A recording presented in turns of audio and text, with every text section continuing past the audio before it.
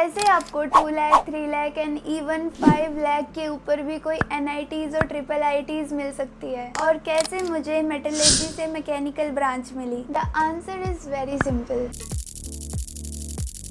जिनको भी जोसा में सीट नहीं मिली, या फिर जिन्होंने जोसा में अप्लाई ही नहीं किया, या फिर जिनको जोसा में सीट तो मिली लेकिन उनकी पसंदीदा सीट नहीं मिली, उन सब के लिए ही एक स्पेशल राउंड कंडक्ट किया जाता है जिसका नाम होता है CSAB, जिसको हम CSAB बोलते हैं। जो भी NITs और IIITs में जोसा के बाद में सीट बच जाती हैं, वो सारी की सारी सीट CSAB के अंदर अलॉट की जाती है स्टूडेंट्स को। तो इसलिए इसकी ओपनिंग और क्लोजिंग रैंक का कोई अंदाजा नहीं लगा सकता। कभी कभी तो बहुत ज़्यादा फ्लक्चुएशन हो जाता है और कभी कभी लास्ट ईयर जैसा ही रहता है। We have a lot of examples where the rank go beyond 1 lakh, 2 lakh, 3 lakh and they are still getting good NITs and IIITs. So let's break it down कि CSAB क्या होती है, CSAB के अंदर कौन कौन पार्टिसिपेट कर सकता है, कौन कौन पार्टिसिपेट नहीं कर सकता है, कैसे आप पार्टिसिपेट कर सकते हैं, और क्या आपकी रैंक पे CSAB में पार्टिसिपेट करना सही रहेगा, और CSAB कितना रिस्की है और कितना नहीं है, और क्या आपको पार्टिसिपेट करना चाहिए। बिफोर दैट, जो लोग मुझे नहीं जानते हैं, I am Palak, a second year undergrad from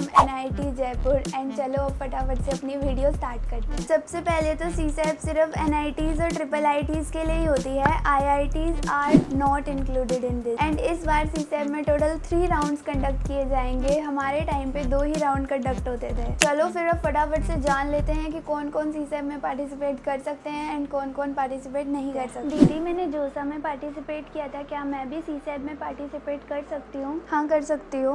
दीदी, मैंने जोसा में पार्टिसिपेट नहीं किया था। हाँ, तुम भी कर सकती हो। दीदी, मैंने जोसा में पार्टिसिपेट तो किया था और मुझे सीट भी मिल गई थी, बट वो मेरी पसंद की सीट नहीं मिली मुझे, तो क्या मैं पार्टिसिपेट कर सकती हूँ? हाँ, तुम भी कर सकती हो। इनफैक्ट वो सभी जिन्होंने JEE मेंस का एग्ज़ाम दिया है और उनकी कोई भी रैंक आई है, यानी कि JEE मेंस क्वालिफाई हो गया है, वो सारे के सारे CSAB के अंदर पार्टिसिपेट कर सकते हैं। और मैं CSAB की सारी इन्फॉर्मेशन वाला PDF डिस्क्रिप्शन में अटैच कर दूँगी, तो वहाँ जाके आप चेकआउट कर सकते हो। बट एक चीज़ ध्यान रखना कि अगर आपको जोसा के अंदर कोई भी सीट मिल गई है एंड अब आप CSAB के अंदर पार्टिसिपेट कर रहे हो, चाहे जोसा की सीट आपको पसंद है या नहीं है, तो अब आपको CSAB के अंदर जो सीट मिलेगी वही आपकी फाइनल होगी।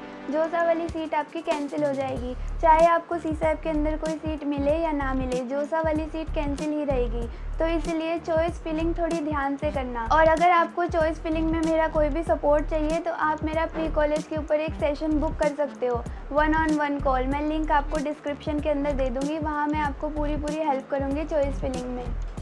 दीदी, हाँ, तुम भी। अगर आपकी जोसा के अंदर ऑलरेडी डॉक्यूमेंट वेरिफिकेशन हो रखी है तो आपको CSAB के अंदर डॉक्यूमेंट वेरिफिकेशन नहीं करनी पड़ेगी, लेकिन आपको CSAB के अंदर बिल्कुल फ्रेश चॉइस फिलिंग करनी होगी। अब कुछ उन डाउट्स को एड्रेस कर लेते हैं जो मैंने पोस्ट डाली थी YouTube के ऊपर CSAB से रिलेटेड, उसके कमेंट सेक्शन में मुझसे पूछे गए थे। दीदी, क्या मुझे SAF और PAF दोबारा देनी पड़ेगी? नहीं, अगर आपने अपने जोसा के अंदर SAF और PAF पे कर दिया, या फिर सिर्फ SAF पे किया, या फिर आपने जितनी भी फीस पे की है वो CSAB के अंदर आपकी एडजस्ट हो जाएगी। CSAB की सिर्फ आपकी प्रोसेसिंग फीस एक्स्ट्रा लगती है, दैट इज समथिंग 5000 रुपीज़। मुझे CSAB के अंदर मेरी कैटेगरी चेंज करनी है। हाँ, ये CSAB की बहुत अच्छी बात है कि आप इसके अंदर अपनी कैटेगरी को रिस्टोर कर सकते हो। और क्या मुझे दोबारा से फ्रेश चॉइस फिलिंग करनी पड़ेगी? हाँ, आपको एकदम फ्रेश चॉइस फिलिंग करनी होगी CSAB के अंदर, और चॉइस फिलिंग थोड़ी ध्यान से करना। दीदी, जोसा के राउंड तो अभी ही खत्म हो गए हैं, तो क्या जोसा वाले लोग पहले ही कॉलेज चले जाएंगे और हम लोग बाद में जाएंगे? ओह माय गॉड, ये डाउट मुझसे इतने सारे लोगों ने पूछा है ना कमेंट सेक्शन के अंदर, और सही बताऊं तो मैं भी लास्ट ईयर इसी डाउट में थी कि क्या CSAB वाले बाद में जाएंगे और जोसा वाले पहले ही चले जाएंगे। नहीं, ऐसा नहीं होता है। CSAB और जोसा दोनों जब काउंसलिंग उनकी ख़त्म हो जाती है उसके बाद ही कॉलेज के अंदर फिजिकल रिपोर्टिंग होती है, तो आप सब लोग साथ में ही जाओगे। अगर मान लो कि मुझे जोसा के राउंड 1 के अंदर कोई सीट मिल जाती है एंड मुझे वो सीट पसंद नहीं है इतनी, तो मैं फ्लोट कर देती हूँ एंड मैं SAF पे कर देती हूँ, तो फिर क्या मुझे अगर राउंड 2 में भी कोई और सीट नहीं मिलती तो मेरी SAF मुझे वापस मिल जाएगी? देखो, ऐसा होता है कि मान लो कि आपको राउंड 1 के CSAB के अंदर कोई सीट मिल गई एंड वो सीट आपको पसंद नहीं है और आप उसको फ्लोट कर देते हो, तो आप राउंड 2 के अंदर चले जाओगे आपकी SAF पे करने के बाद। और राउंड 2 के अंदर भी आपको कोई सीट मिलती है और वो भी आपको पसंद नहीं आती, तो आप उसी टाइम विड्रॉ कर लोगे तो आपको आपकी फ़ीस वापस मिल जाएगी। बट अगर आप विड्रॉ नहीं कर रहे हो तो फिर आपको वापस नहीं मिलेगी। अगर आप राउंड 3 तक पहुंच गए ना तो आपको आपकी फ़ीस वापस नहीं मिलेगी, बट उससे पहले आपको मिल जाएगी। मैं सीसैप की सारी इन्फॉर्मेशन वाला PDF अटैच कर दूंगी डिस्क्रिप्शन में, चेकआउट कर लेना। देखो जैसे जोसा के अंदर आपको हर राउंड के बाद में 3 ऑप्शंस मिलते थे, वैसे ही सीसैप के अंदर आपको हर राउंड के बाद में 6 ऑप्शंस मिलेंगे। Freeze, float, slide, withdraw, surrender और एग्जिट। अब देखो फ्रीज़ का मतलब तो वही है कि आपको कोई सीट मिली और आपको वो पसंद आ गई, आपने उसको फाइनल कर दिया। फ्लोट का मतलब है कि आपको पसंद नहीं है या आपके जो ऊपर वाली चॉइस फिलिंग का ऑर्डर है उनमें से कोई आपको मिल जाएगी नेक्स्ट राउंड में। और बट ये वाली सीट आपकी प्रिजर्व रहेगी ही रहेगी, राइट।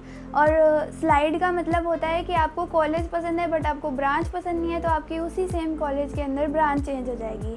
सरेंडर का मतलब होता है कि आपको अभी जो सीट मिली है वो आपको पसंद नहीं है एंड अब आप चाहते हो कि आप उसको सरेंडर कर दो, मतलब कि राउंड 2 में पार्टिसिपेट करो, लेकिन आपकी ये सीट जो है वो प्रिजर्व नहीं रहेगी। इससे ऊपर वाली सीट में से अगर आपको कोई मिली तो मिलेगी, अदरवाइज़ नहीं मिलेगी।